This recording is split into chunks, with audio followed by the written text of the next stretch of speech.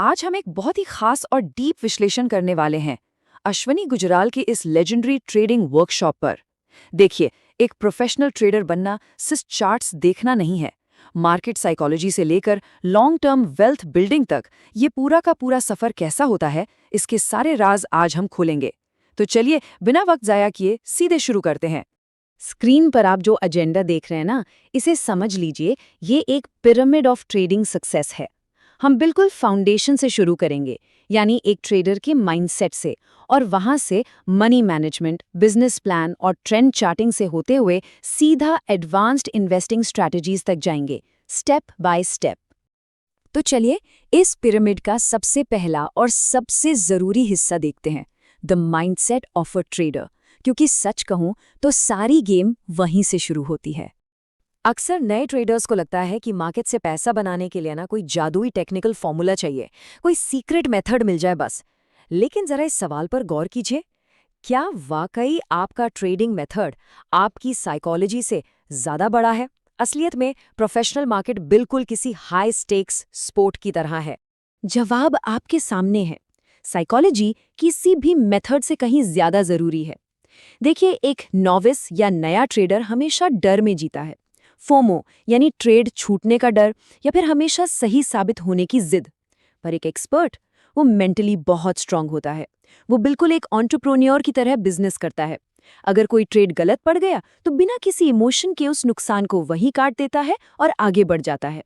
सच तो ये है कि जो मेंटली स्ट्रांग है वही बेहतर ट्रेडर बनता है। अब माइंडसेट ठीक हो गया है तो आगे बढ़ते हैं हमारे दूसरे स्टेप पर, मास्टरिंग मनी मैनेजमेंट।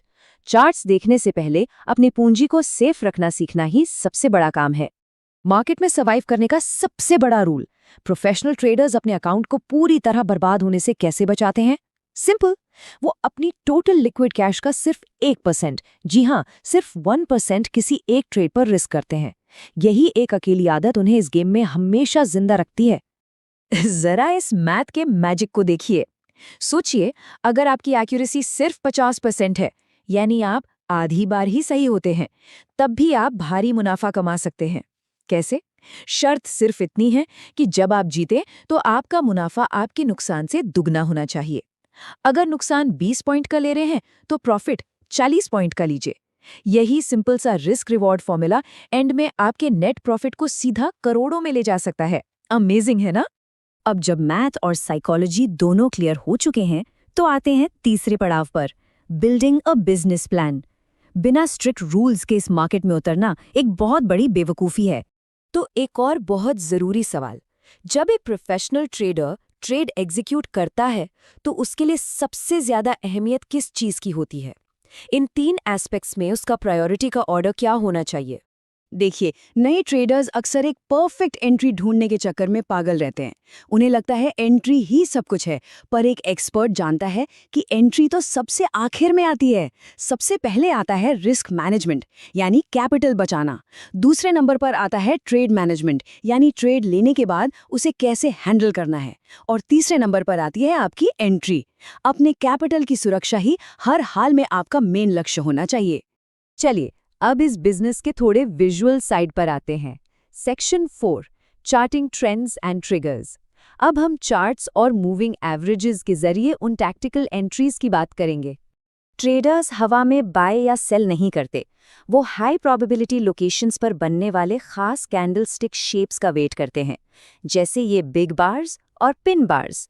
ये स्पेसिफिक शेप्स उनके लिए एक ठोस ट्रिगर का काम करते हैं, जो इशारा देते हैं कि हाँ, अब मैदान में उतरने का सही वक्त आ गया है। जैसे आप यहाँ इस चार्ट में रेंज ब्रेकआउट देख सकते हैं। ये एक परफेक्ट एग्जाम्पल है।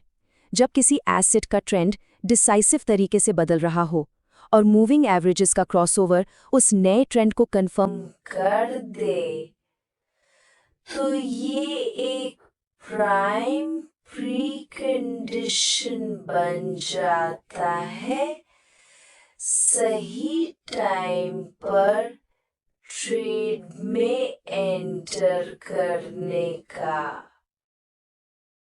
आगे बढ़ते हुए 5वें हिस्से पर चलते हैं, पिवट थियरी और स्विंग ट्रेडिंग, ये एडवांस्ड हिस्सा है जहां स्ट्रैटेजी पूरी तरह से मैथमेटिकल पिवट थ्योरी पर शिफ्ट हो जाती है।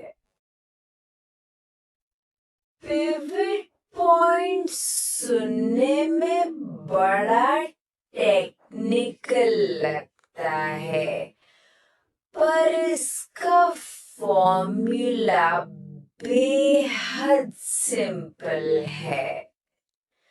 बस हाई, लो और क्लोज को ऐड कीजिए और 3 से डिवाइड कर दीजिए। ये कैलकुलेशन मार्केट का स्ट्रक्चरल सेंटर पॉइंट बता देती है, जिससे वैल्यू रेंजेस, सपोर्ट और रेजिस्टेंस लेवल बिल्कुल क्लियरली डिफाइन हो जाते हैं। इसे रोज, हर हफ्ते या महीने मैप करके आप आसानी से देख सकते हैं कि मार्केट ट्रेंडिंग है या किसी नैरो रेंज में फंसा हुआ है। अब जब हम रियल टाइम में मार्केट स्ट्रक्चर को मैप कर रहे हैं, तो एक सवाल उठता है, सबसे जबरदस्त प्राइस एक्शन कहाँ होने की उम्मीद है? एक इंट्राडे ट्रेडर के लिए सबसे बड़ी अपॉर्चुनिटी आखिर छिपी कहाँ होती है? असल में सबसे एक्सप्लोसिव अपॉर्चुनिटी तब मिलती है जब मार्केट पिछले दिन की रेंज और वैल्यू एरिया के पूरी तरह बाहर ओपन होता है। पर सिर्फ यही नहीं, जैसे आप यहाँ देख सकते हैं, ट्रेडर्स मीन रिवर्जन सेटअप्स का भी खूब फायदा उठाते हैं। अगर प्राइस अपने एवरेज से बहुत ज्यादा भटक जाए और पिछला हाई एक ठोस रेजिस्टेंस बन जाए, तो प्राइस वापस एवरेज की तरफ खिंचकर आता है और तब एक बहुत ही शानदार प्रॉफिट अपॉर्चुनिटी बनती है। और अब हम इस पिरामिड के बिल्कुल टॉप पर पहुंच चुके हैं। छठा और आखिरी भाग, इन्वेस्टिंग स्ट्रैटेजीज फॉर ट्रेडर्स। कैसे इन्हीं स्ट्रिक्ट रिस्क मैनेज लॉजिक को हम लंबे समय तक वेल्थ बनाने में यूज कर सकते हैं। देखिए, एक इन्वेस्टर जिसका माइंडसेट किसी प्रोफेशनल ट्रेडर जैसा हो, वो कभी मार्केट की हॉट टिप्स के पीछे नहीं भागता। वो एग्जैक्टली क्या ढूंढता है? वो देखता है ऐसे बिजनेस जो अभी मार्केट के फेवर में न हो, पर उनकी बैलेंस शीट कमाल की हो। ऐसे कंज्यूमर ब्रांड्स जिन्हें फ्यूचर में स्केल किया जा सके, जिनमें सरकार की पॉलिसीज का कोई हस्तक्षेप न हो और जिनका कर्जा यानी डेट आसानी से मैनेजेबल हो। यहाँ एक ऐसी स्ट्रैटेजी है जो सच में एक गेम चेंजर हो सकती है। सेक्टर लीडर्स को इग्नोर करना। अगर कोई सेक्टर बहुत ज्यादा फ्लेवर में है, क्राउडेड है, तो उसके सबसे बड़े प्लेयर्स ओवरवैल्यूड ही होंगे।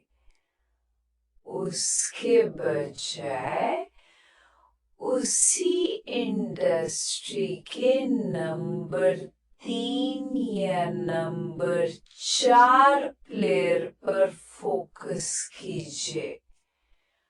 उन छोटे और सस्ते प्लेयर्स में ही आपको फ्यूचर की मैसिव ग्रोथ कैप्चर करने का असली मौका मिलता है।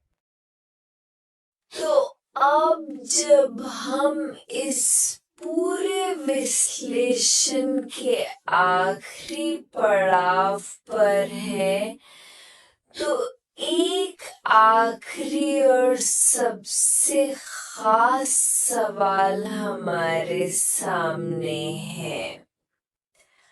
आखिर लंबे समय की इन्वेस्टमेंट में सक्सेस पाने के लिए वो सबसे इम्पोर्टेंट एस्पेक्ट है क्या? ऐसे दाम पर खरीदें जहां अनजाने खतरे और रिस्क्स पहले से ही उस प्राइस में शामिल हों। ये बात पूरी ट्रेडिंग और इन्वेस्टिंग फिलॉसफी का निचोड़ है। एंड में लंबे समय तक मार्केट में टिकने के लिए आपको प्रोबेबिलिटीज को समझना और उन रिस्क्स को पूरी तरह अपनाना ही होगा। तो अब सवाल ये बनता है, क्या आपका अपना पोर्टफोलियो इन सख्त प्रोफेशनल पैमानों को झेलने के लिए तैयार है? इस पर गहराई से सोचिएगा जरूर। नमस्कार। आज हम एक ऐसी शानदार चर्चा करने जा रहे हैं जो शायद शेयर बाजार को देखने का नजरिया ही बदल दे।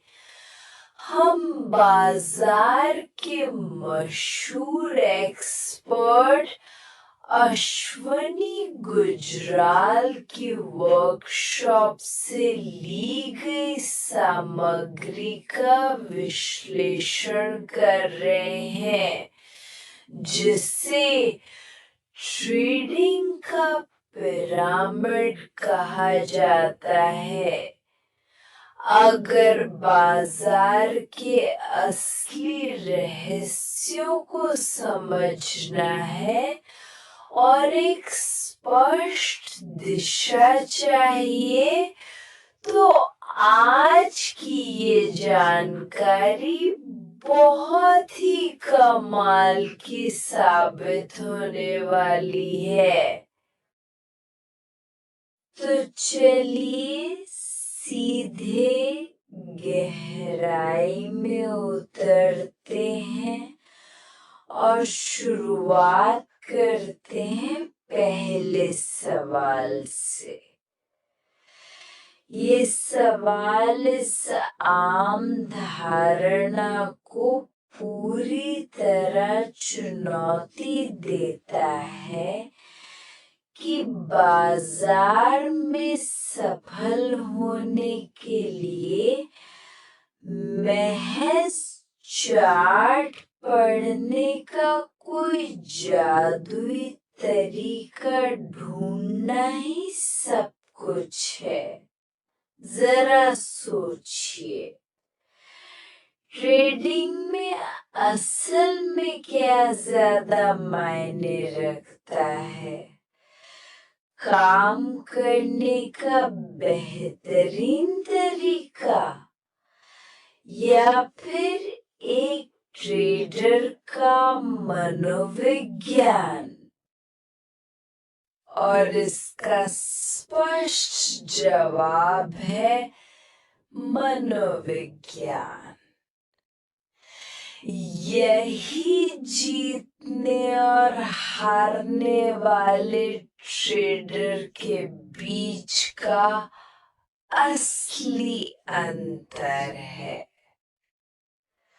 अगर कोई मानसिक रूप से मजबूत है, तो वो साधारण तरीकों का इस्तेमाल करके भी बाजार में सफल हो सकता है।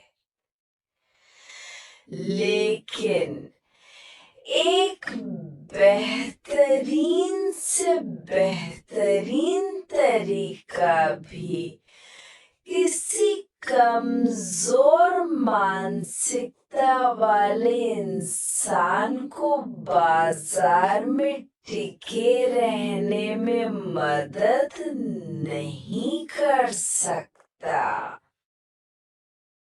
आज के इस विश्लेषण में हम इन 5 मुख्य भागों से गुजरेंगे।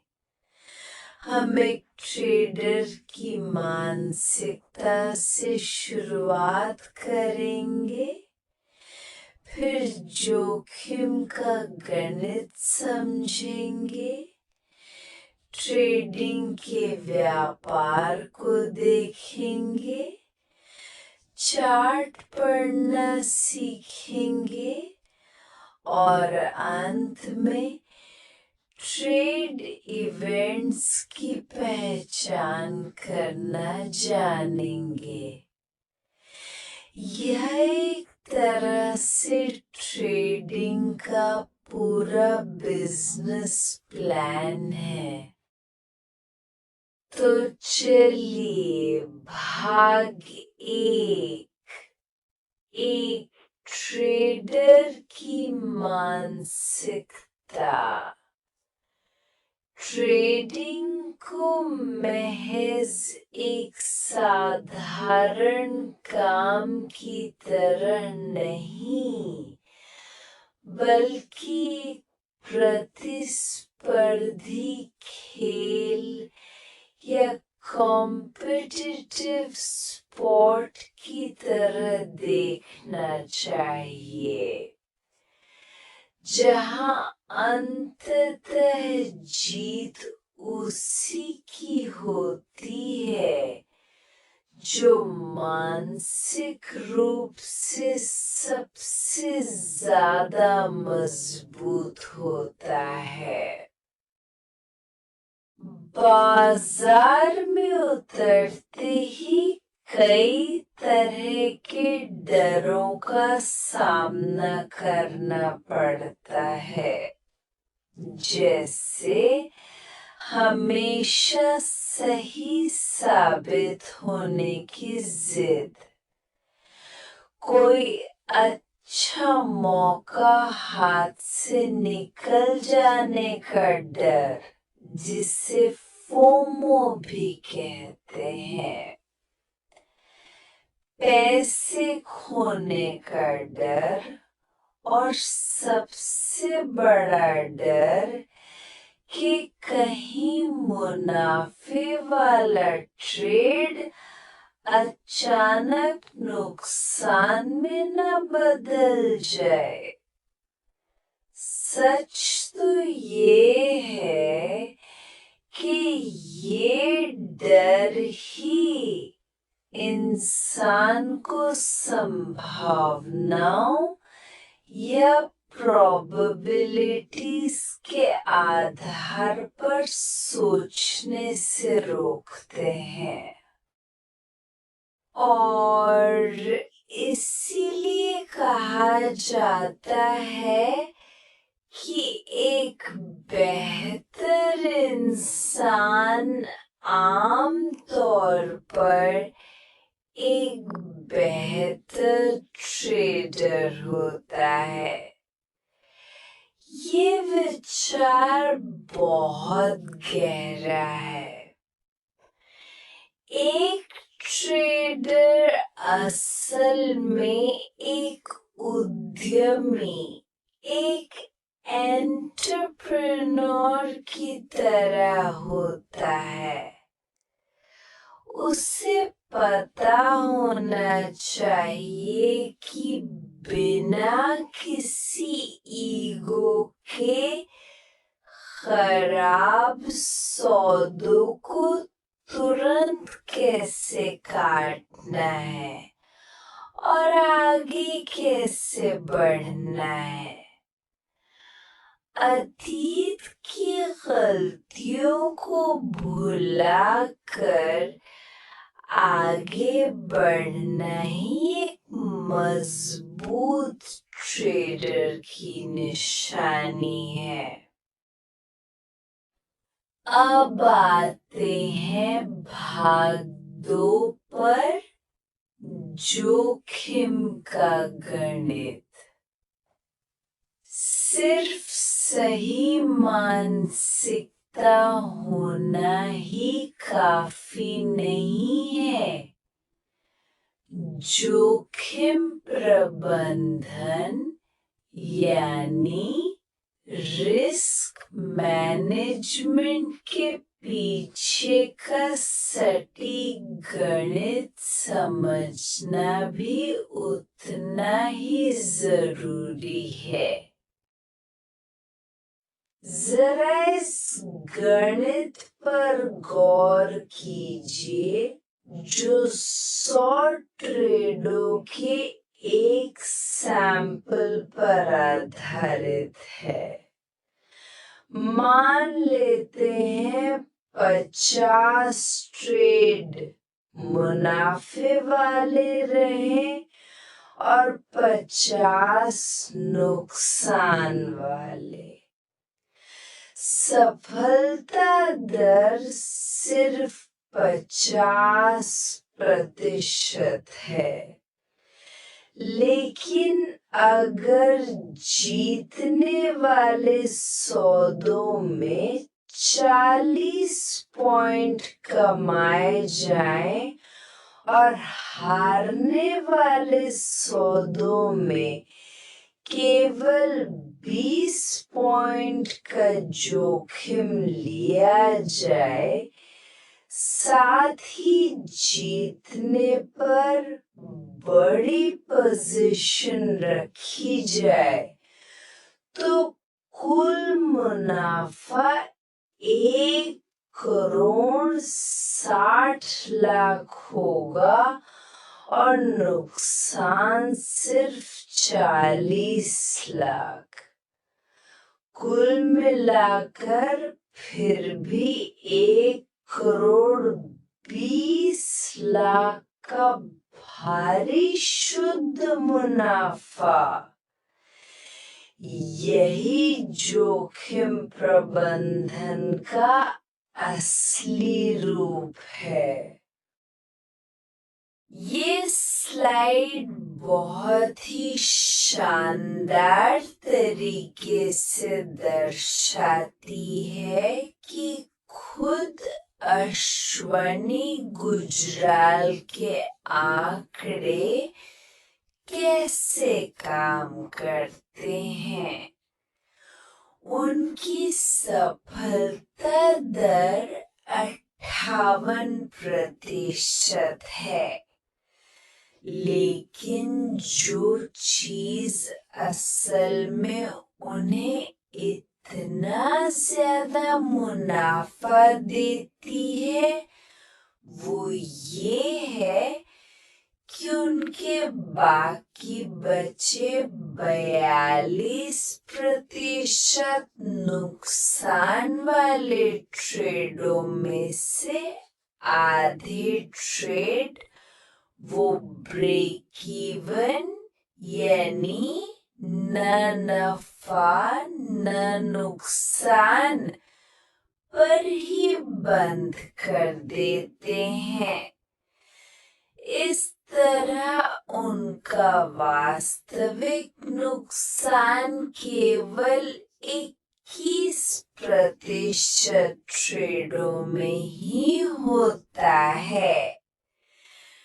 डैमेज कंट्रोल ही यहाँ सबसे बड़ा गेम चेंजर है। इस पूरे पैसे के प्रबंधन का एक सबसे सुनहरा और अटल नियम है, और वो नियम है कभी भी किसी एक ट्रेड पर अपने कुल लिक्विड कैश का 1% से ज्यादा जोखिम नहीं लेना है। बस 1%।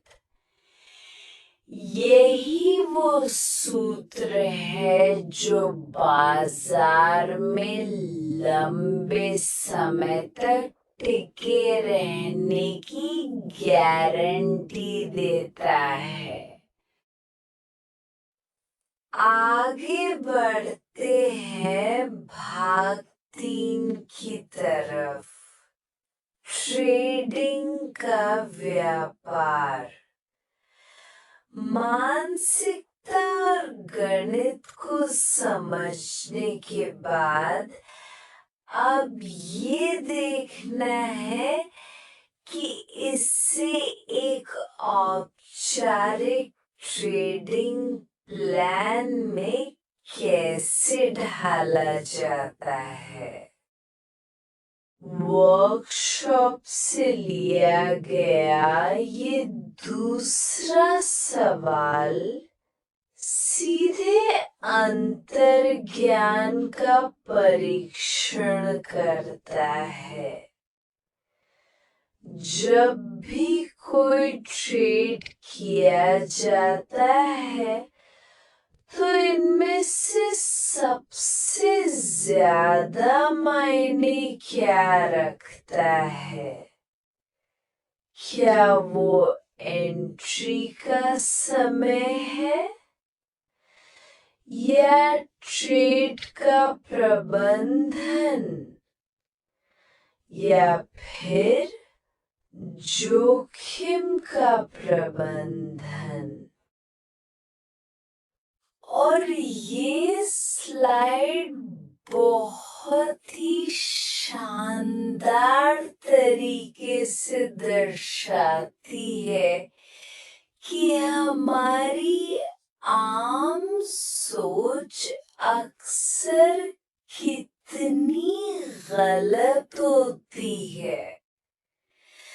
ज्यादातर समय सिर्फ एक सही एंट्री ढूंढने में लगा दिया जाता है, जबकि असल क्रम इसके बिल्कुल विपरीत है। सबसे ऊपर आता है रिस्क मैनेजमेंट, उसके बाद ट्रेड मैनेजमेंट और सबसे आखिर में आता है एंट्री पॉइंट। चलिए अब चलते हैं भाग 4 पर, चार्ट पढ़ना। एक मजबूत नींव तैयार होने के बाद अब हम उन विजुअल तरीकों को समझेंगे जिनका इस्तेमाल बाजार की चाल पकड़ने के लिए होता है। कैंडलस्टिक्स बाजार का मिजाज बहुत ही सरलता से बता देती हैं।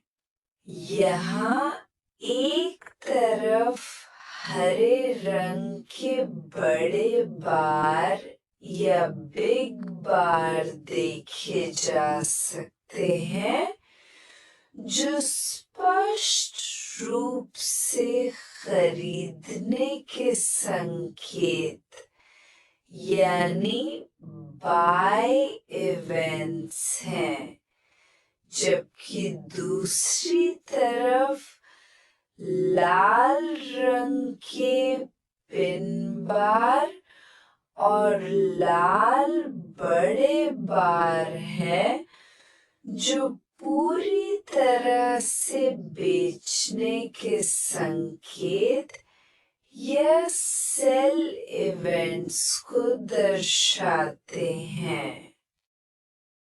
और अब अंतिम हिस्सा, भाग 5, ट्रेड इवेंट्स की पहचान करना।